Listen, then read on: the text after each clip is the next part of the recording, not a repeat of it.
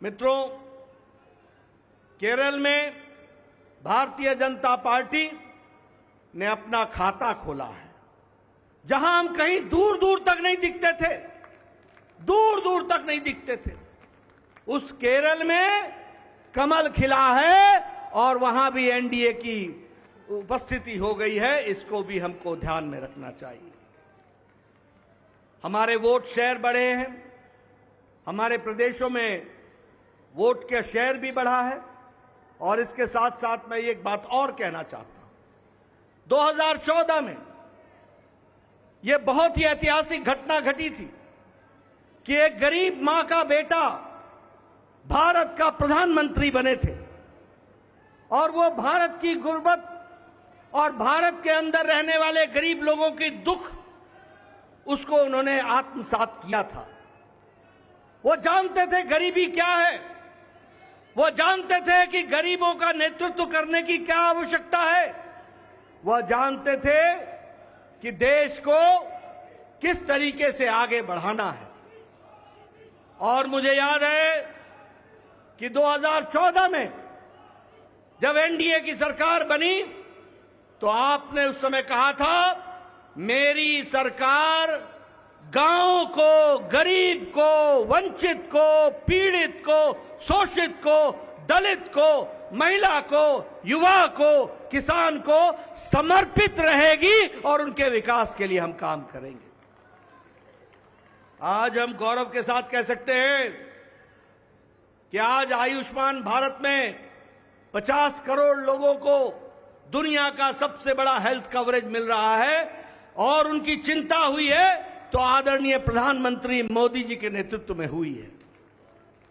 और आगे 30 में इस देश का कोई भी नागरिक जो 70 साल से ऊपर का होगा उसको भी आयुष्मान भारत का कार्यक्रम से जोड़ा जाएगा। इस बात को हमको ध्यान रखना। उसी तरीके से चाहे बहनों को गैस का चूल्हा पहुंचाना हो, गैस का सिलेंडर पहुंचाना हो, हर घर नल, हर घर जल, इसकी व्यवस्था करनी हो, हमारे भाइयों को, बहनों को बैंक से जोड़ना हो, ये सारे काम प्रधानमंत्री मोदी जी के नेतृत्व में हुई और गरीब की चिंता की गई, गरीब की चिंता की गई।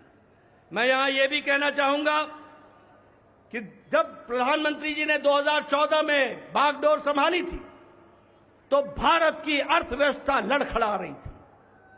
भारत की अर्थव्यवस्था के साथ साथ बैंकिंग व्यवस्था ये बिल्कुल लड़खड़ाई हुई थी, एक तरीके से ढह गई थी।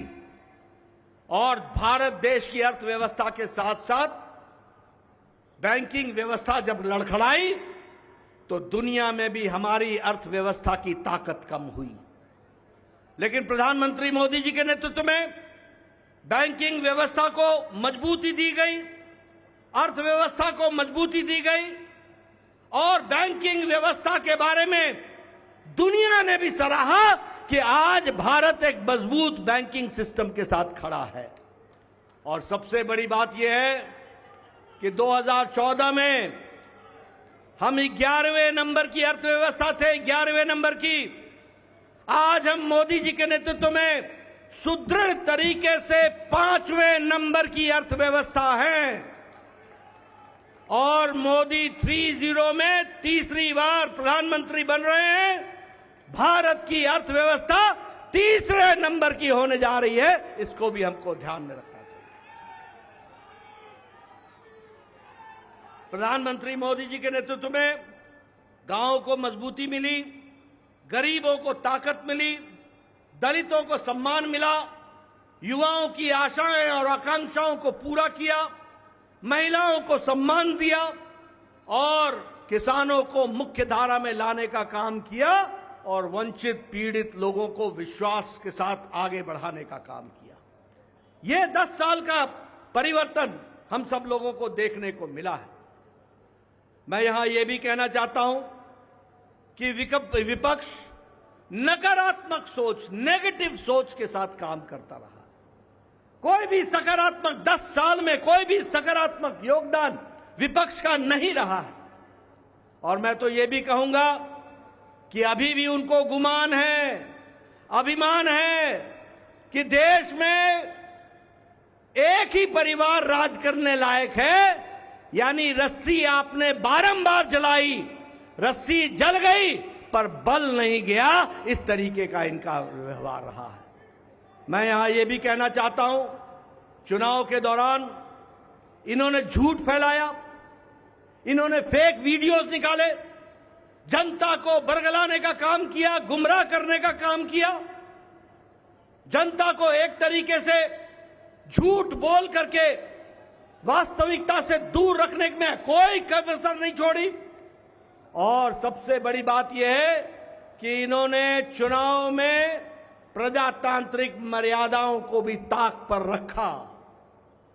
प्रधानमंत्री मोदी जी के लिए अपशब्द कहे, गालियां दी, एक बार नहीं अनेकों बार। ये विपक्ष का बौखलाहट बोलता है, ये विपक्ष की खिसियाहट बोलती है, ये विपक्ष का बारंबार हार देखने के कारण ये नतीजा हम सबको देखने को मिलता है। और ये अवसरवादी गठबंधन यह जिस तरीके से काम करता रहा है, लोगों ने इसको बारंबार खारिज किया है और 2024 में भी इनको खारिज किया, यह भी हम सबको मालूम है। ये तीसरी बार हार का सामना कर रहे हैं और उसके कारण ये बौखला गए हैं। मेरी इनको सलाह है कि आप अब अपना आत्मनिरीक्षण कीजिए, सेल्फ इंट्रोस्पेक्शन कीजिए। समय आ गया है कि बारंबार आपको भारत की जनता क्यों आपको गिरा रही है, क्यों आपका साथ नहीं दे रही है, इसका आपको इंट्रोस्पेक्शन करने की आवश्यकता है। और मैं यहां यह भी बताना चाहूंगा कि गठबंधन एनडीए का मजबूती से मोदी जी के नेतृत्व में देश का नेतृत्व करते हुए आगे बढ़ेगा और देश को आगे ले जाएगा, इस बात का हम सबको विश्वास है। मैं यहां प्रधानमंत्री मोदी जी और आपके बीच में ज्यादा समय नहीं रहूंगा, लेकिन प्रधानमंत्री जी आपको मैं विश्वास दिलाना चाहता हूं कि एनडीए का एक एक कार्यकर्ता, हमारी पार्टी का एक एक कार्यकर्ता, जो आप हर पल, हर घड़ी, हर दिन, हर महीने, हर वर्ष पूरी ताकत के साथ देश की सेवा में जुटे हैं, मैं आपको विश्वास दिलाता हूं कि आपके नेतृत्व में एनडीए का एक एक कार्यकर्ता भारत को सामर्थ्यवान बनाने के लिए, सक्षम बनाने के लिए, आत्मनिर्भर बनाने के लिए, समृद्ध बनाने के लिए कोई कसर नहीं छोड़ेगा। और आपके नेतृत्व में उसको हम सपना को पूरा करेंगे और हम विकसित भारत की ओर आगे बढ़ेंगे। मैं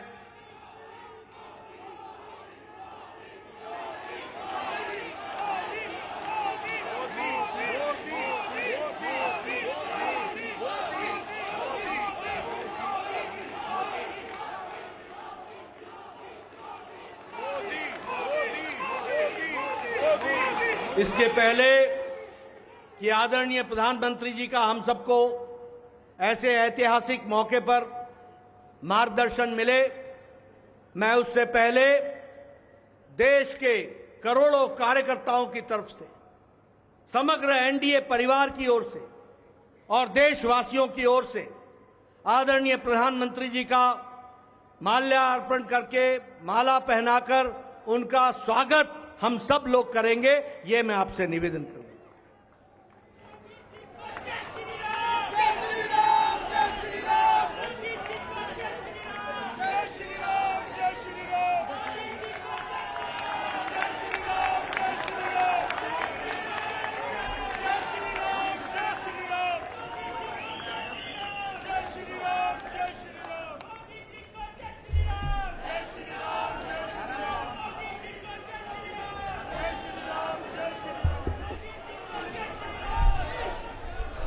स्वागत है भाई, स्वागत है,